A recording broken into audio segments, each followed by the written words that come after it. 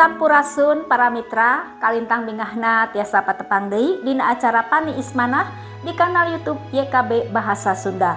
Lenyepaneun urang dinten ieu dicutat tina buku renungan wasiat anu dijudulan Ningali Sadar Mi Iman.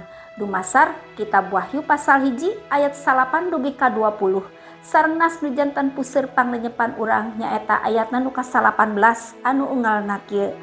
Tuliskeun sakur anu katenjok, boh nu ayeuna, boh nu bakal kajadian sanggeusna. Para mitra saparantos Gusti Yesus munggah ka sawarga, para murid papencar dina ngamasurkeun Injil kasalamatan. Teu kajabi Rasul Yohanes anu salajengna dianggap ngabahayakeun kakaisaran Rum margi palayanan anjeunna mingkin nyaliara. Teras Rasul Yohanes teh dibuang ka Pulau Patmos. Dina pembuangan eta Rasul Yohanes patepang sareng Gusti Yesus dina titinggalian. 12 ayat nu aya dina perikop danget ieu mangrupi pertelaan ngeunaan kondisi Rasul Yohanes harita. Dina kapengkuhanana Rasul Yohanes kenging kasempatan ngalaman kamuliaan Gusti Yesus dina hal-hal nu kedah ku anjeunna dilakukeun dina palayanannana. Tangtos wae Rasul Yohanes bruk ngarumpuyuk kana sampeana ngalumbuk lir nu maot bakating kasieun.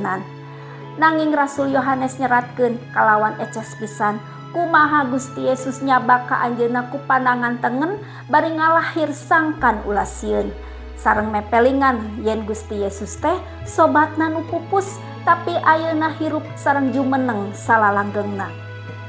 Para mitra kitab Wahyu teh memang teu gampil kanggo dipahamkeun, nanging pangandika Gusti dinten ieu ngahiap ka urang pikeun ngarefleksikeun titinggalian Rasul Yohanes minangka kurnia sareng kasempetan kanggo sadar sareng iman kailahian katut kamuliaan Gusti Yesus. Ngalangkungan kitu niscaya urang nu maosna tiasa ngapimilik sikap hirup mi iman nu leres sareng pengpuh sapertos Rasul Yohanes nu cunduk sareng taat janten saksi iman kanggo Gusti dina situasi nu kumaha wae. Para mitra rupina sakitu anu kapihatur panglenyepan dinten ieu, pamugi tiasa janten berkah kanggo urang sadayana. Urang tepang deui dina episode salajengna. Ulah hilap subscribe, like sareng bagikeun ka nu sanes. Cag heula.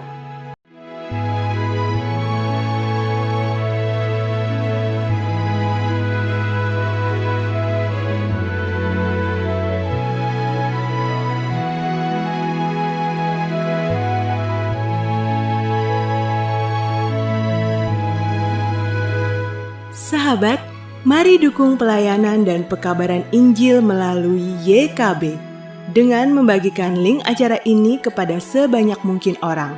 Dukungan juga dapat saudara lakukan dengan mentransfer dukungan finansial ke rekening BCA ke nomor 450 305 2990 450 305 2990 atas nama Yayasan Komunikasi Bersama.